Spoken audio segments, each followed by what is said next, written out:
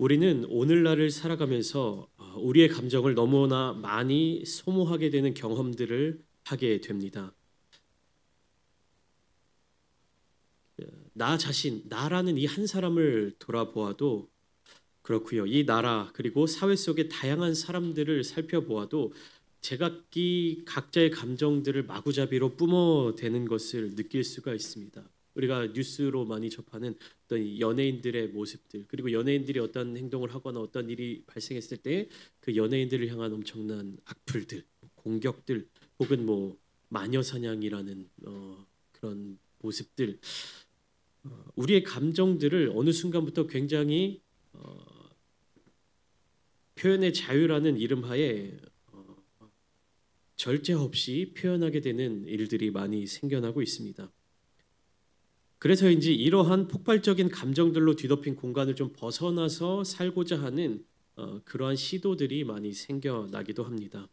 여러분들 TV 프로그램 중에 나는 자연인이다라는 프로그램을 잘 아실 것입니다.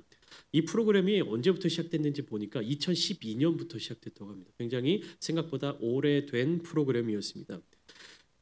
처음에는 이 자연인들을 섭외하기 위해서 이 제작진들이 항공 지도를 이렇게 보면서 네이버 지도, 뭐 구글 지도 이런 걸 살펴보면서 뭐 아무도 살지 않는 것 같은 뭐 깊은 산 속에 뭐 지붕 같은 거를 지도에서 이렇게 찾는다고 합니다. 그럼 여기에 사람이 살고 있는 것인지 등록된 허가된 건축물인지 그것을 그 지역의 뭐 군청이라든지 부청이라든지 이런 공공기관에 문의해보고 그곳에 사람이 살고 있다라고 알게 되면 찾아가서 섭외하고 촬영을 했다고 합니다. 그런데 그렇게 어렵게 만들어지는 프로그램이 지금 몇 년이지 않습니까? 13년, 14년 동안 이어서 방영되고 있고요. 600회가 넘는 역사를 자랑하고 있습니다. 제가 찾아보니까 한 650회 정도 방영이 됐다고 하는 것이에요. 그럼 최소한 600명이 넘는 그러한 자연 속에서 살아가는 사람들이 있었다라는 것이죠. 그리고 또한 요즘에 20, 30대 젊은 세대들을 중심으로 어떠한 도전들이 생겨나고 있느냐? 그러니까 여러 가지 여건 때문에 그렇게 산속에서 혹은 자연 속에서 살아가지 못하는 그런 사람들이 휴가를 좀 길게 내서 어떻게 하냐? 제주도에서 한 달 살기, 뭐 시골에서 한 달 살기, 뭐 이렇게 한 달 살기 챌린지라고 해서 그렇게 한 달의 시간을 사람들이 좀 없는 곳, 내가 머물러 있던, 내가 그 처해 있던 그 환경에서 벗어나서 어떤 다른 사람들과 그런 교류를 최소한으로 하고 그렇게 살아가는 어떤 모습들을 꿈꾸며 그렇게 살아가고 있다고 합니다. 그저께죠. 지난 금요일 예수님께서 걸어가신 십자가의 그 길을 함께 말씀으로 나누면서 또한 오늘 오후 예배 때 나눌 말씀 빌레몬서에서 바울이 진심으로 빌레몬에게 권면하는 내용을 묵상하면서 저는 진정한 용서가 무엇인지를 조금 깊게 나누어 보고 싶었습니다. 진정한 용서가 무엇일까? 우리가 왜 용서를 해야 되는가? 용서는 어떻게 하면 할 수 있을까? 예수님은요 십자가에서 피 흘려 돌아가시면서 자기에게 침을 뱉고 조롱하고 창으로 찌르는 사람들을 보시면서 이렇게 말씀하셨습니다. 아버지여 저들을 사하여 주옵소서. 저들은 자기들이 하는 것을 알지 못함이니이다. 자기들이 하는 일이 무엇인지 알지 못하기 때문에 내가 당하는 고난, 내가 받는 이 고통, 아버지 저들의 죄를 용서하여 주시옵소서. 주님은 이렇게 기도하셨습니다. 이러한 주님의 용서가 오늘날을 살아가는 저와 여러분들의 마음 가운데에도 충만하게 되기를 소망합니다. 우리가 사람들을 만나고 어떤 사람들의 모습들을 보면 요즘 너무나도 분노가 가득 차 있는 것을 볼 수 있습니다. 대립되어 있는 것을 볼 수 있습니다. 정치적인 이념의 갈등, 좌우 대립, 그다음에 경제적인 어떤 부유층과 중산층과 빈곤층과 심지어 어떤 무엇인가를 해도 편을 가르고 감정을 서로 대립하는 일들이 너무나도 많이 있는 것을 볼 수가 있습니다. 그러나 우리는요 믿는 그리스도인들이 특별히 용서하는 삶을 살아야 합니다. 우리는 용서해야 합니다. 그렇다면 용서는 어디까지 해야 할까요?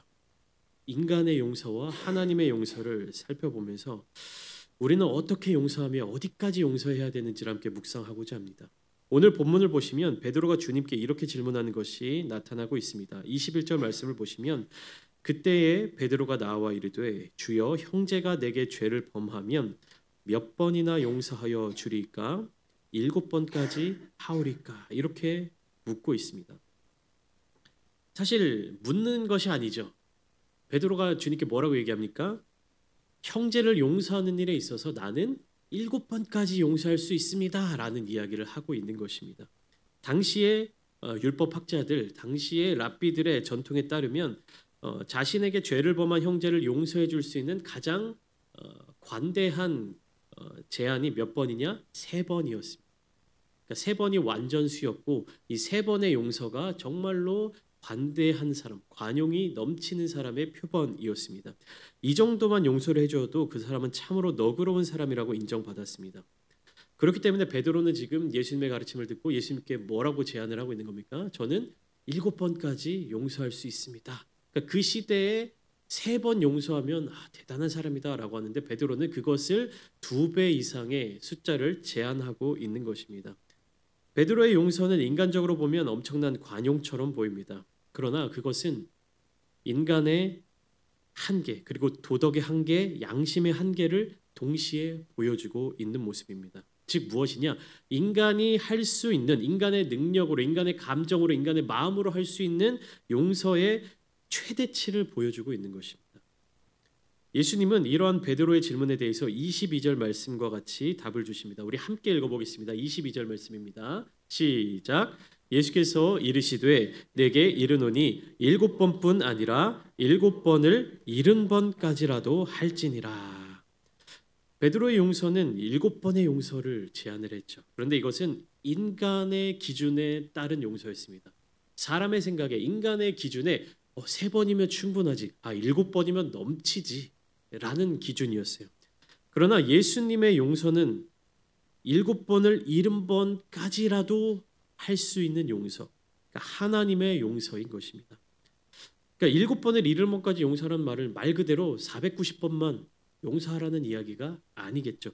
그것을 일일이 다 세는 사람도 이상한 사람이죠. 내가 이 사람이 나한테 잘못했는데 400번을 잘못했어. 이거를 세고 490번까지 용서하고 491번째 용서하지 않는 이런 사람도 이상하죠. 예수님의 말씀 무엇입니까?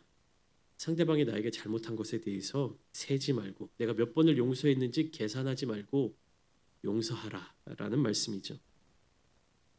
그것이 하나님의 용서입니다. 인간의 율법과 도덕과 기준, 그리고 인간의 양심과 마음의 기준을 뛰어넘는 용서인 것입니다.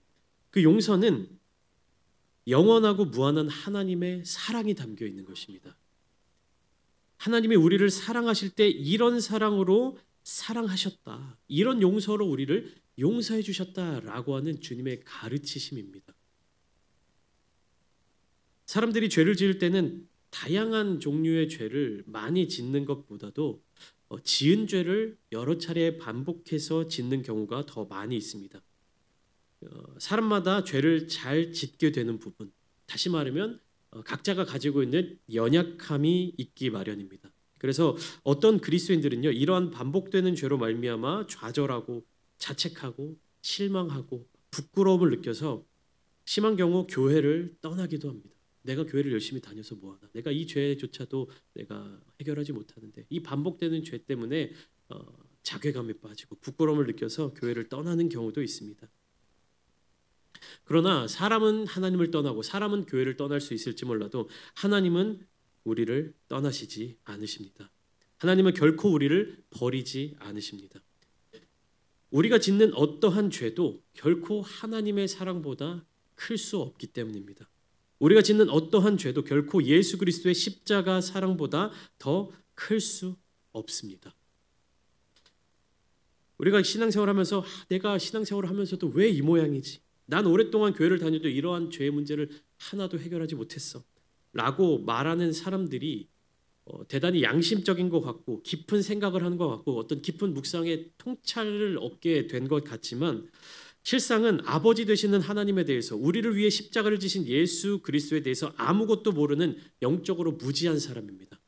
다른 종교적인 기준으로 볼 때 내가 죄인이고 내가 부족하고 내가 무엇인가를 할 수 없는 존재구나, 이 거대한 세계 가운데 나라는 한 사람은 굉장히 미약한 존재구나 라는 통찰력을 얻게 되면 그 사람은 불교이든지 도교이든지 굉장히 대단한 위인처럼 여겨집니다.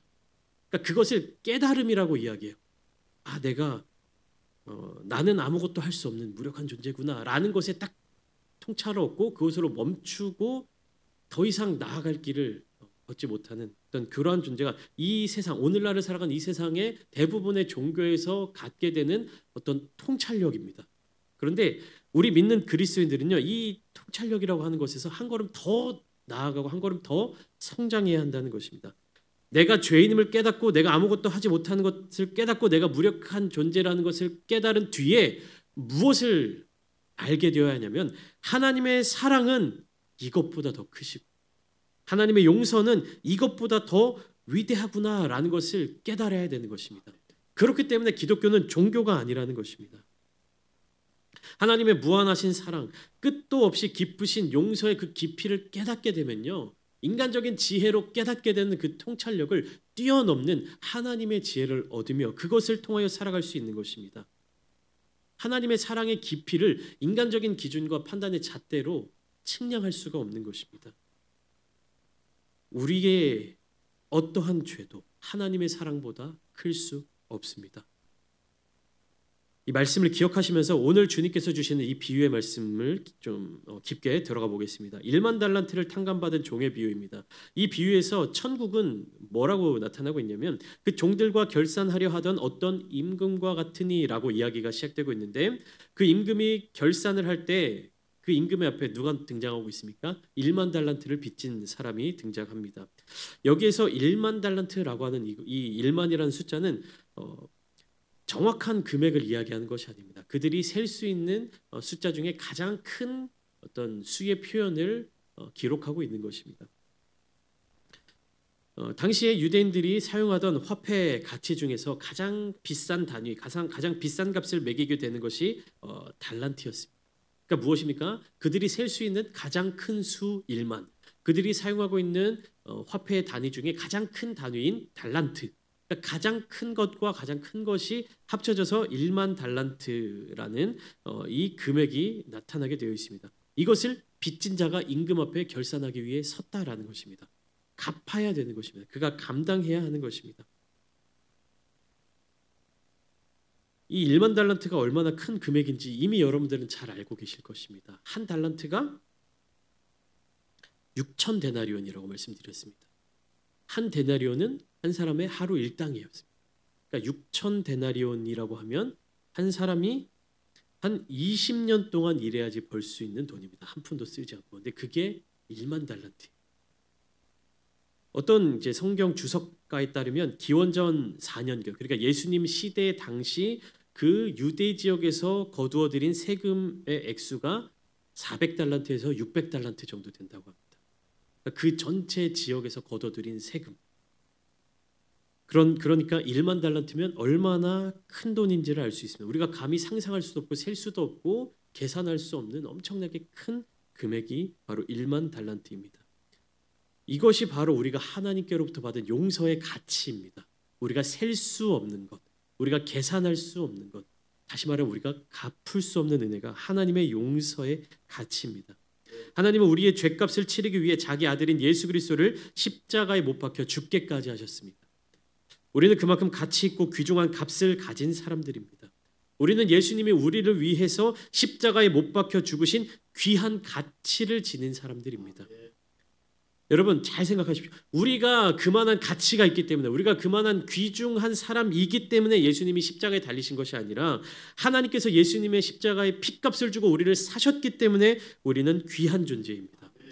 우리는 평소의 삶을 살아가면서 무엇인가를 구매할 때 그것이 그만한 가치가 있기 때문에 거기에 합당한 가격을 주고 그것을 구입합니다. 그것을 내가 갖게 됩니다. 그러나 우리를 구원하신 하나님의 은혜, 하나님의 사랑은요, 값으로 매길 수 없는 것입니다. 우리가 그만한 가치가 있기 때문에 하나님께서 예수 그리스도를 우리에게 주신 것이 아니라 예수 그리스도를 우리에게 주셨기 때문에 우리에게 그만한 가치가 생겨나게 된 것이에요. 1만 달란트는 허물과 죄로 죽었던 우리, 본질상 진노의 자식이었던 우리, 공중권세 잡은 사탄에게 종노릇하며 이미 지옥의 자식으로 등록되어 있던 우리를 건져낸 값입니다. 하나님께서 지불하신 값입니다. 이 구원은 우리의 노력과 신앙생활의 모습과 기도와 어떠한 조건으로 이루어낸 것이 아닙니다. 우리가 열심히 기도한다고 해서, 우리가 열심히 하나님 앞에 봉사한다고 해서, 우리가 열심히 헌신한다고 해서 이것을 갚을 수 있는 것이 아니라는 사실입니다. 우리는 절대로 갚을 수 없는 그 빚을 누가 대신 내주신 겁니까? 주님께서 십자가로, 하나님께서 대신 예수 그리스도의 십자가의 보혈의 피로 갚아주신 것입니다. 그러니까 1만 달란트 빚진 자가 탕감받았다라고 하는 것은요, 내가 갚을 수 없는 빚, 내가 갚을 수 없는 은혜, 내가 값을 치를 수 없는 그 용서를 받았다라는 것입니다. 그런데 이 엄청난 빚을 탕감받은 종이 나가다가 누구를 만납니까? 자기에게 100데나리온 빚진 사람을 만났습니다. 만나서 어떻게 합니까? 28절 말씀 보시면 그 종이 나가서 자기에게 100데나리온 빚진 동료 한 사람을 만나 붙들어 목을 잡고 이르되 빚을 갚으라 하매. 어떻게 합니까? 내가 1만 달란트를 탕감받고 나왔어요. 그런데 내 앞에 100데나리온 빚진 동료 한 사람을 만났습니다. 근데 이 사람이 어떻게 합니까? 목을 잡고 이르되, 멱살을 잡고 이르되, 야, 내 돈 갚아. 네가 내 돈 안 갚아서 내가 지금 얼마나 힘든 줄 알아? 그러면서 돈을 갚으라고 멱살을 잡고 있는 것입니다. 지금 자기는 얼마의 빚을 탕감받았습니까? 1만 달란트의 빚을 탕감받았습니다. 1만 달란트의 빚을 지고 임금 앞으로 끌려갔을 때에도 임금은 그 사람의 목을 잡지 않았습니다. 그러나 이 사람은 자기에게 100데나리온 빚진 동료를 서슴지 않고 폭행하고 빚을 갚으라 독촉하고 있습니다. 이에 그 동료는 엎드려 간청하죠. 29절 말씀처럼 나에게 참아주소서 갚으리이다. 내가 곧 갚겠습니다. 조금만 기다려주십시오. 이렇게 얘기를 했지 않겠습니까? 나에게 참아주소서, 내가 갚으리이다. 이 이야기는 누가 누구에게 했던 이야기입니까? 1만 달란트 빚진 자가 임금에게 했던 말입니다. 잘 기억하십시오. 1만 달란트는 갚을 수 있는 금액입니까? 갚을 수 없는 금액입니까? 갚을 수 없는 금액. 갚을 수 없는 금액임에도 불구하고 이 사람은 나에게 참아주셔서 내가 갚겠습니다. 이렇게 이야기합니다. 이 말을 들은 임금이 그를 불쌍히 여겨서 탕감해 주었습니다. 그런데 100데나리온 빚진 자가 자기한테 와서 나에게 참아주셔서 내가 곧 갚겠습니다. 이렇게 이야기하는데 이 100데나리온은 어떤 금액입니까? 갚을 수 있는 금액이. 말씀드렸죠. 한 데나리온은 한 사람의 하루 일당이었다. 그러니까 석 달만 열심히 일하면 갚을 수 있는 금액이에요. 그런데 간청하는 내용은 비슷했으나 이 간청하고 부탁하는 자가 받은 결과물은 너무나도 달랐습니다. 임금에게 1만 달란트의 빚을 탕감받은 그 사람은 자기에게 100데나리온의 빚을 진 그 사람을 어떻게 했습니까? 옥에 가두었습니다. 누가 사실 옥에 갇혀야 될 사람입니까? 1만 달란트 빚진 자가 감옥에 갇혀야 될 사람입니다. 근데 그는 감옥에 갇히지 않았어요. 자유롭게 풀려나왔습니다. 용서를 받았습니다. 그러나 자기에게 100데나리온 빚진 자를 감옥에 가두어 버렸죠. 여러분, 1만 달란트와 100데나리온은 비교할 수도 없을 만큼 큰 차이가 나는 금액입니다. 계산조차 할 수 없습니다. 이 100데나리온이 몇 개가 있어야 1만 달란트가 되는지 감히 셀 수도 없습니다. 그런데 사람들은요, 자기 것을 굉장히 중요하게 생각하며 자기 기준대로 판단하기 마련입니다. 내가 받는 상처는 아주 중요하게 생각하면서도 다른 사람에게 자신이 주는 상처는 대수롭지 않게 여깁니다. 내가 빚진 큰 금액은 어쩔 수 없이 빌린 돈이고 내가 정말 필요해서 빌린 돈이고 상대방이 나에게 빌려간 그 돈은 갚지 않고 그냥 게으르고 자기 멋대로 쓰고자 하는 낭비입니다.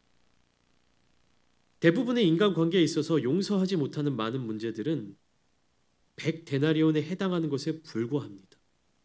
대부분의 우리가 용서하지 못하는 것들은요, 문제를 곰곰이 따져보면 100데나리온에 해당하는 것입니다. 그런데 우리는 그것을 1만 달란트로 착각하며 살아갑니다. 우리는 나 자신을 어떤 사람으로 생각하고 있습니까? 빚 없는 사람, 빚지지 않은 사람, 오히려 빚을 받아내야 할 사람으로 생각하고 있지 않습니까? 나는 누군가한테 빚진 것 없어. 나는 누군가한테 그런 한 적 없어. 그러나 다른 사람들은 나한테 갚아야 될 게 많아. 다른 사람들은 나에게 해줘야 될 게 많아. 이렇게 생각하고 있지는 않습니까? 하지만 우리는 삶을 살아가면서 그 누구도 빚을 지지 않고 살아가는 사람은 없습니다. 오히려 그 빚을 갚지 못해 죽을 수밖에 없는 존재가 바로 나 자신입니다. 그러나 하나님 아버지의 사랑과 그 은혜로 말미암아 1만 달란트를 탕감받은 종과 같이 사망에서 생명으로 옮겨진 사람이 바로 나입니다. 이 사실을 기억하지 못하면 어떻게 됩니까? 100데나리온 빚진 동료를 용서하지 못하고 옥에 가두어 버린 악한 종과 같은 그런 사람이 되는 것입니다. 본문 32절부터 33절 말씀은 이렇게 이야기합니다. 이에 주인이 그를 불러다 말하되 악한 종아, 내가 빌기에 내가 네 빚을 전부 탕감하여 주었거늘 내가 너를 불쌍히 여김과 같이 너도 내 동료를 불쌍히 여김이 마땅하지 아니하냐 하고. 1만 달란트 빚진 자가 임금 앞에 끌려와서 빌 때에는 불쌍히 여겨주었던 임금이 이제는 어떻게 하고 있습니까? 그를 불러다가 악한 종아라고 꾸짖고 있습니다. 노하고 있습니다. 그리고 그가 행했던 것과 똑같이 그를 옥졸들에게 넘기고 그 빚을 다 갚도록 하였습니다. 이 임금이 악한 종에게 바랐던 것은요, 그가 용서를 받은 것과 같이 그 은혜를 기억한 것 같이 그 은혜를 기억하고 자기 동료들을 용서하는 것이었습니다. 은혜를 받은 것을 기억한 사람은요, 자기가 받은 용서, 자기가 받은 그 은혜를 다른 사람들에게 동일하게 베풀 수 있는 것입니다. 그가 용서받은 것과 같이 그 형제를 용서하는 그 모습이 필요했던 것입니다. 내 이웃을, 내 형제를 용서하기 위해서는, 그리고 예수 그리스도께서 세우신 교회 공동체를 견고하고 아름답게 세워가기 위해서는 반드시 내가 얼마나 큰 죄인인지, 용서받지 못할 사람인지 그것을 깨닫고 그럼에도 불구하고 나를 용서해 주신 하나님 아버지의 그 은혜를 기억해야 하는 것입니다. 이 은혜를 잊어버리고 이 은혜를 망각하고 이 은혜를 나누지 않는 교회는요, 진정한 교회가 될 수 없는 것입니다. 하나님의 은혜를 받은 사람들, 예수 그리스도의 십자가의 은혜를 받은 사람들이 함께 모여서 그 은혜를 나누고 함께 모여서 그 사랑을 나누는 것이 교회 공동체인 것입니다. 내 마음속에 누군가를 용서할 수 없는 분이 계십니까? 내 마음속에 아직도 샘솟는 그 미움을 누리지 못하는 분들이 계십니까? 그것을 용서하지 못하는 이유는 아직 나에게 임하신 하나님의 그 크신 용서를 깨닫지 못했기 때문입니다. 하나님의 용서를 구하십시오. 하나님의 용서를 깨닫게 해달라고 구하십시오. 그때 내 마음 가운데 진정한 용서가 가능해지는 것입니다. 우리는 용서하지 못하는 자의 저주를 받지 말고 그리스도의 사랑으로 용서하는 축복을 받아야 합니다. 용서하지 못하는 것은요, 저주랍니다. 제가 몇 년 전에 읽었던 책에서 어떤 목사님이 그렇게 기록하신 게 아직까지도 머릿속에 계속 각인되어 있습니다. 제가 23년도에 이 본문으로 말씀을 전할 때에도 이 제목으로 전했습니다. 용서하지 못하는 자의 저주를 끊어야 합니다. 용서하지 못하는 것은 저주입니다, 여러분. 그리스도의 사랑으로 용서하는 복을 누리십시오, 여러분. 십자가에서 우리를 용서하신 하나님 아버지의 용서를 깊이 깨달아야 합니다. 그리고 예수님께서 가룟 유다마저도 사랑하신 그 사랑으로 서로 사랑해야 합니다. 이 용서가 바로 우리를 향하신 하나님의 은혜이며 사랑입니다.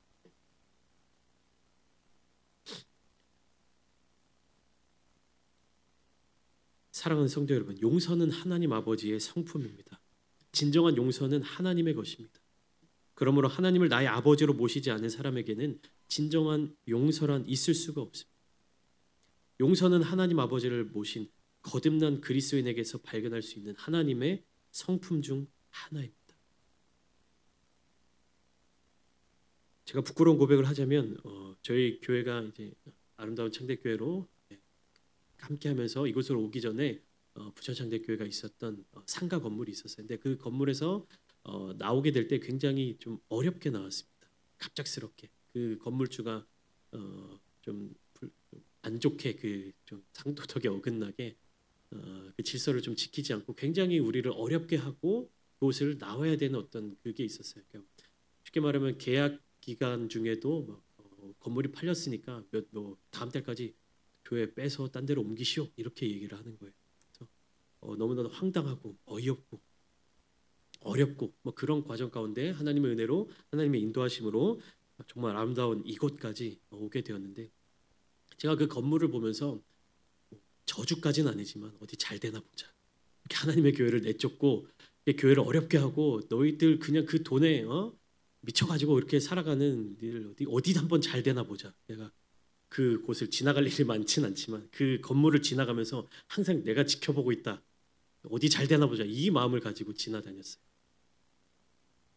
근데 참 며칠 전에도 제가 아내랑 같이 이제 그 차를 운전하면서 이렇게 오는데 하나님이 제 기도에 응답해 주셨는지 아니면 제 이 분노가 사그라들지 않는 것을 막 하나님이 긍휼히 여겨 주셨는지 그 지하 1층, 지상 4층까지 이제 총 5개 층이 있는 건물인데요. 지금 여기가 우리가 온 지 거의 한 8개월, 9개월 가까이 되는데 아직까지도 임대가 붙어 있더라고요. 1층만 그 계속 월세가 나가고 지하 1층부터 4층까지는 다 비어 있더라고요. 어디 우리 교회 쫓아내고 다른 사람이 들어와서 여기 장사 잘 되나 보자. 제가 그 마음을 갖고 살았거든요. 근데 어느덧 어느 날 또 그렇게 며칠 전에 지나가면서 아내가 저한테 그 얘기를 하더라고요. 이제 그 건물을 좀 축복해 주라고. 네.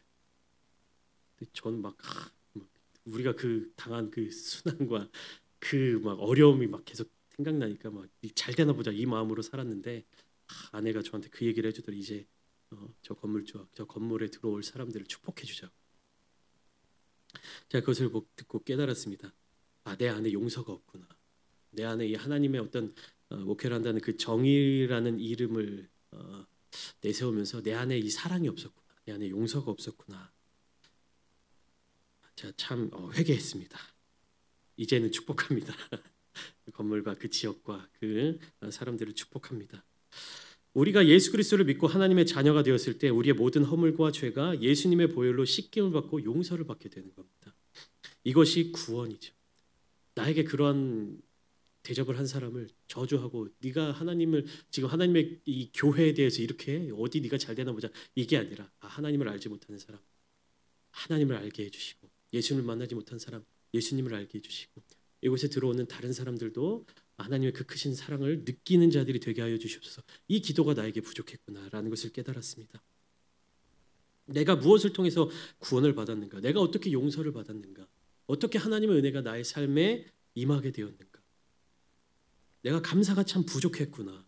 어떤 그런 어려운 과정들을 통해서 정말 우리 사랑하는 성도님들을 이곳에서 함께 만나며 또 거룩한 예배 자리 가운데 함께 교제할 수 있는 것이 어떤 그러한 과정들을 거쳐서 이곳에 인도하신 하나님의 은혜였는데 그 은혜를 기억하지 못하고 내가 받은 불편함, 내가 받은 어떤 상처 이것에 집중하며 살아오지는 않았는가? 하나님에게 내가 받아들여졌다는 것, 내가 하나님께 용서를 받았다라는 것은요 하나님의 성품이 나에게 들어왔다라는 것을 의미합니다. 거듭난 그리스도인들에게 오는 하나님의 성품, 그것이 바로 용서입니다. 우리가 예수님 안에 있고 예수님이 우리 안에 계셔서 하나님과 하나 되며 하나님의 성품이 우리의 인격이 되어야 합니다. 진정한 그리스도인들은요 하나님의 마음을 갖는 사람이고 용서할 수 있는 사람이고 그리고 또 용서를 받아들일 수 있는 사람입니다. 설교 초반에 이런 말씀을 드렸습니다. 하나님의 사랑, 하나님의 용서는 우리의 반복되는 죄도 무한히 용서해 주시는 사랑이다. 이 말씀은요 하나님의 용서를 기대하면서 무한히 그런 잘못을 반복해도 된다는 이야기가 아닙니다. 우리가 동일한 죄를 반복해서 지어도 된다, 괜찮다라는 뜻으로 말씀드린 것이 아닙니다. 하나님의 사랑의 무게가 우리가 짓는 죄의 무게와 비교할 수 없을 정도로 크고 깊고 넓다는 사실을 말씀드린 것이죠. 그렇게 하나님의 사랑의 은혜를 아는 사람은 더 많은 용서를 받기를 기대하는 사람이 아니라 이제는 나도 하나님의 그 사랑, 하나님의 그 용서를 실천하겠다고 결단하는 사람입니다. 하나님의 용서를 날마다 기대하며 똑같은 죄를 반복해서 짓는 사람으로 살아가는 것이 아니라 하나님의 용서를 받은 그 은혜를 기억하며 이제 나도 용서하는 사람이 되겠다라는 결단이 있는 사람입니다. 사랑하는 성도 여러분, 성경은요 우리 힘으로 용서할 수 있다, 우리 힘으로 용서해라라고 말하지 않습니다. 우리 자신의 힘으로는 용서할 수 없습니다. 우리가 함께 나눴던 골로새서에는요 3장 13절부터 14절에 이렇게 바울이 이야기하고 있는 것이 있습니다. 우리 함께 읽겠습니다. 13절과 14절입니다. 시작. 누가 누구에게 불만이 있거든 서로 용납하여 피차 용서하되 주께서 너희를 용서하신 것 같이 너희도 그리하고 이 모든 것 위에 사랑을 더하라. 이는 온전하게 매는 띠니라. 아멘. 이 말은 용서받은 경험이 없는 사람은 용서하기 어렵다, 용서할 수 없다라는 의미입니다. 여기에 신앙생활의 핵심이 담겨져 있는 것입니다. 머리로 이해하는, 지식으로 쌓아가는 이론으로 통과하는 것이 아니라 우리의 신앙생활은 하나님의 사랑을 온전히 경험하고 우리를 용서해 주신 하나님의 그 마음을 우리 안에 품고 살아가는 것입니다. 이 마음을 품고 살아가시기를 축복합니다. 이 은혜를 날마다 기억하며 살아가시기를 축복합니다. 오늘 본문 마지막 절을 함께 읽고 기도의 자리 가운데로 나아갔으면 좋겠습니다. 35절입니다. 함께 읽겠습니다. 시작. 너희가 각각 마음으로부터 형제를 용서하지 아니하면 나의 하늘 아버지께도 너희에게 이와 같이 하시리라. 아멘. 우리는 용서받은 사람들입니다. 이제는 용서할 수 있는 사람입니다. 우리 마음 가운데 주님의 사랑을 품고 하나님의 그 깊으신 은혜를 품으며 그 사랑 함께 나누며 누리며 나아갔으면 좋겠습니다. 그 사랑이 이 아름다운 창대교회 가운데 가득 넘치게 되기를 소망합니다. 그 사랑이 저와 여러분들의 삶의 자리 가운데 충만하게 되시기를 소망합니다. 용서할 수 없는 그 마음을 이제는 용서할 수 있는 마음으로, 품을 수 없는 마음을 이제는 품을 수 있는 마음으로, 사랑할 수 없는 마음을 이제는 사랑하는 마음으로 살아가시는 여러분들의 귀한 삶의 자리마다 예수 그리스도의 참된 사랑과 은혜가 충만하게 임하시기를 주님의 이름으로 축원합니다.